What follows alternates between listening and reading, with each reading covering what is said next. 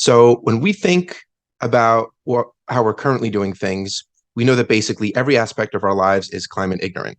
We have gas stoves that even when they're off, they emit into our environment methane and nitrogen oxide, two greenhouse gases, and that impacts our health and climate, methane being 25 times more potent than carbon dioxide. Nitrous oxide is 300 times more potent. We are so dependent on fossil fuels, and none of us need an education in that. We've all had it.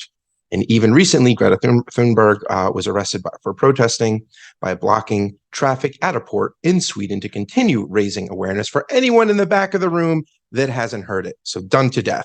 But what about our future? What are we going to do about it?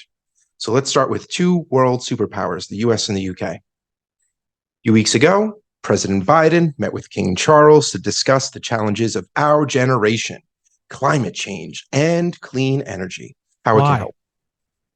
Why? Because it's, why not?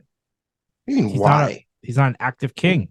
It doesn't actually rule that country. Why are we meeting with him? Well, I assume to rally the support of the UK people, because King Charles is apparently a wildlife preservationist, I guess, maybe. And he supports the battle against climate change, battle that we are losing, by the way.